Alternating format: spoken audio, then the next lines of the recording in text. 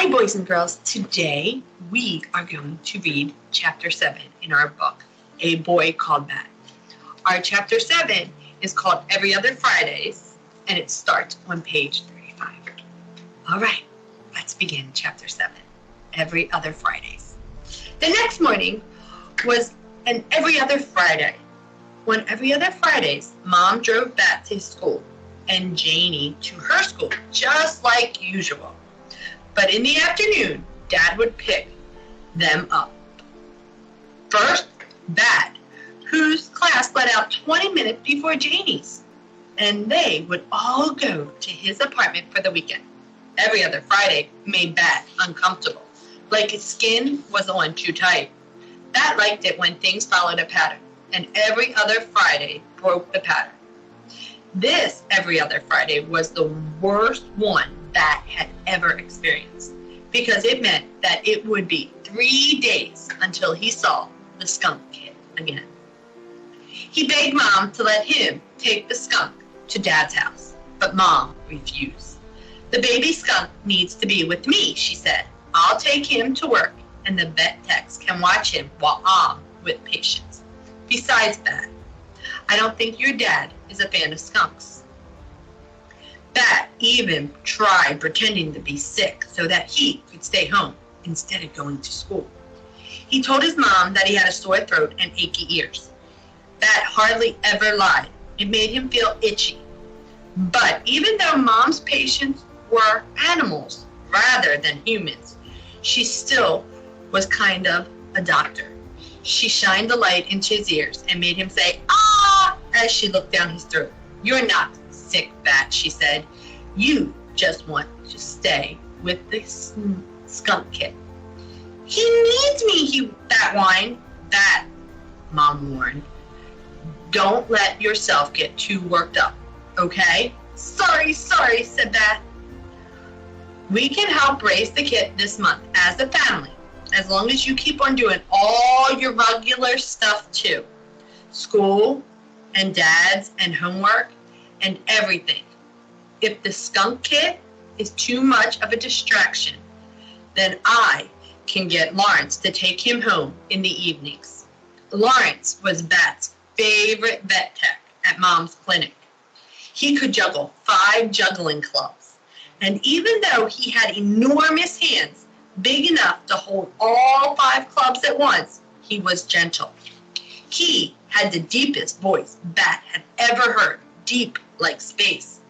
But no matter how much Bat liked Lawrence, there was no way he was going to let him take the kid home after work.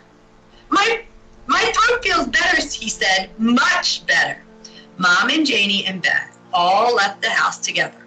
Mom locked the door behind them. She kissed Janie and said, "Look both ways. Have a fun weekend." "Okay, Mom," Janie said. "See you on Monday." Bat climbed into the back seat of the car and fastened his seatbelt. He liked to sit in the middle seat because someone had once told him that it was the safest seat in the whole car. That was one of the things he didn't like about Every Other Fridays.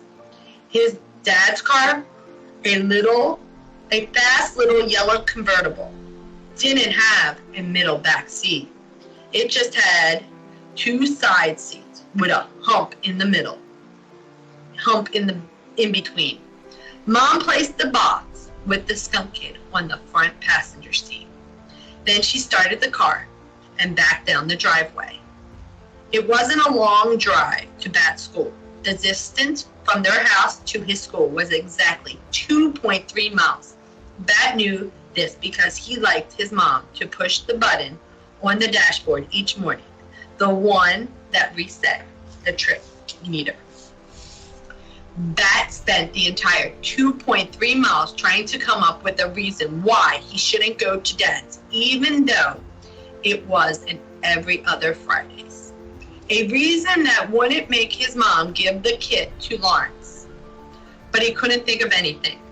They arrived at his school. "You'll take care of the kid?" Bat asked Mom. "Honey," Mom said, "I'm a veterinarian. Taking care of animals is my job. I promise." Bat nodded. He unbuckled his seatbelt, slid across the back seat, and got out of the car. "Wait a minute," Mom called after him through her rolled-down window. "Aren't you forgetting something?" He had his backpack. He had his lunch. He had his earmuffs. "No," he said. Mom smiled.